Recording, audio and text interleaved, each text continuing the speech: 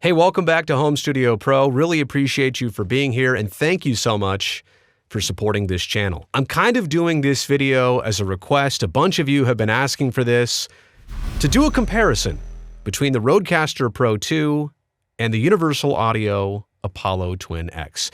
I own both of these products. I love both of these products.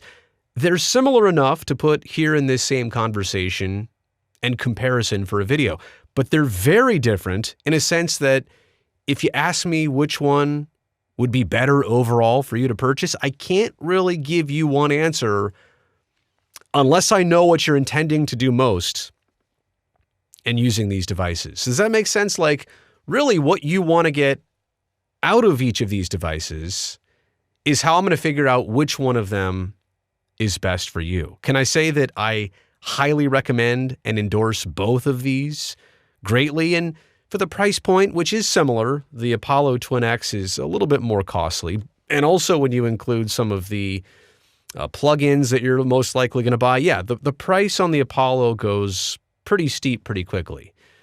But the Rodecaster Pro II is not cheap by any means either, but here's the deal. You're getting what you're paying for in either one of these. And I'm here to say, you could make either one of these work. You cannot make a wrong choice between either of these right now, but I'm going to separate them based on how you'd use them. For podcasting, if that's what you're doing and that's your main emphasis, got to go with the Rodecaster Pro II. Because of the physical faders, because of the 4 headphone outputs, you can have guests, the sound pads, you can mute people, you've got levels right on a screen, individually channel by channel. You can record right on this device. You don't even need a computer, which is crazy to say in 2023 and beyond, but you don't need to attach this to anything. You could bring literally this, couple XLR cables, headphones, and microphones, and as long as you had a power source, you could go record a podcast out in the woods and do it really, really well. Processing for all channels, you're going to get a unique and robust sound. You're going to get something that doesn't just sound flat and boring. You can make it sound great on a Rodecaster Pro II. And have I mentioned that I love the preamps on this RCP2? They are so strong. They power an RE20 or an SM7B with no problem. Don't quote me, but is it like 70 dB of gain? So for podcasting, easy answer, Rodecaster Pro II is for you.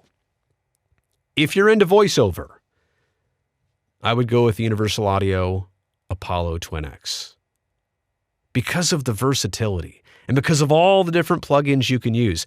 And honestly, you can create something with software that if you're really deep into the voiceover game, you can create something with software that you might actually be using, like a signal chain you might actually be using in somebody's professional studio. You want an LA2A? You got it. You want an 1176? You got it. You want an SSL 4000E channel strip? You got it. You want something from API? No problem. The options, the abilities, and I'm going to say this too. I think the components that are part of the build in the Apollo Twin X, like the actual hardware, I think it's top notch. I'm not saying the Rodecaster Pro II is not professional grade. I think it is. It definitely is. But I think there's a certain level of elite quality that this Apollo has been built with. And I do think if you're really searching for, and it's just one person, one microphone, one recording, if you're searching for like pristine sound and you're not trying to record a podcast, then I think the Apollo Twin X is for you. And maybe I said voiceover, it could do voice acting, anything along those lines. And I guess we'll probably get into music later, but for voiceover, the Apollo Twin X. For live streaming, and this is counterintuitive because here in the home studio, like literally right there, where I live stream is an Apollo Twin X, and the Rodecaster Pro II here is not in my home studio. I use it for my remote applications. It's in a Pelican case right now. It's ready to go for my next live remote stream. If I probably redesigned all this over again, I might throw the Rodecaster Pro II here in the studio, in the home studio. I like my Soundcraft mixing desk, but I think the RCP2 could do an admirable job too. For live streaming, for me, and it doesn't matter if you're streaming through like an A10 Mini Pro ISO, as I am here, through hardware, or maybe you're streaming through software like OBS. This is so able to be connected to your computer or streaming device.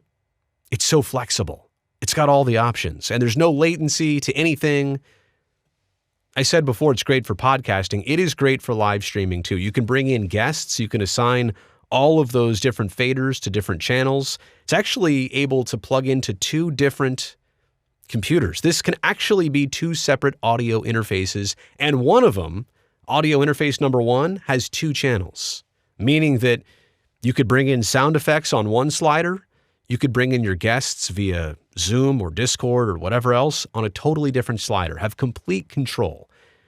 And that, I think, the control aspect, again, with the sound pads and all that, that is why the Rodecaster Pro II is by far the choice for live streaming. But that being said, here I am using an Apollo Twin X, software-based a lot of times for streaming, and it's probably a little bit more cumbersome. So again, if I could redo all this again and for different purposes, I would have both. Okay, streaming and broadcasting, not that different these days anymore, so I really don't need to elaborate much more here, but it is easy to say. And I've done enough radio and production and live broadcasting in my life to understand that you could literally plug in all of your sources that you would need to do a live show of any type, a small show, obviously. 4 microphone inputs here, a couple other ways to get sound in via Bluetooth and USB, but you could literally pull off a small live broadcast, definitely like a remote radio broadcast on a Rodecaster Pro II. Pretty impressive for the $700-something mark right now. And you could do it at the quality that a radio station and broadcast would demand. I think it's super impressive what this thing is capable of. The inputs, the outputs, all of the options.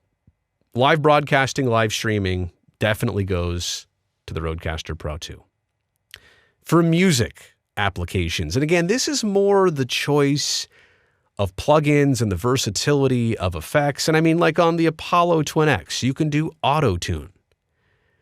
And the plugins will change over time. Now, the plugins also cost an extraordinary amount of money, but generally speaking, like I've found that they are very much worth it.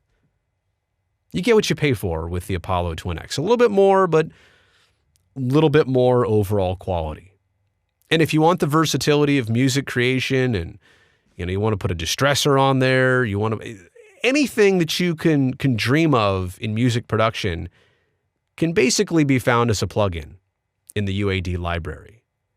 And I'm not a music person by nature. I love it. I appreciate it. I understand a little bit of it. I'm getting to know more of it. But I can clearly see that if you had a Rodecaster Pro II, you'd be fine and you'd figure it out. You'd make it work. But if you really wanted to take it to the top levels, because a lot of actual major recording artists use a UAD Apollo, like they throw it in their backpack, they bring it to the studio, they bring it on the road. You can create amazing music with this and a DAW, and you put it together, and the hardware and software combination are just incredible. So for music production, no question, the Universal Audio Apollo Twin X. Also, and this might be the last one, if you're simply using this as an interface and nothing more, you just want things to sound good. It's kind of a toss-up, I gotta say, because like the RCP, it has 2 interfaces in it. How could you not like that? How could you not appreciate that versatility? But it takes up more space.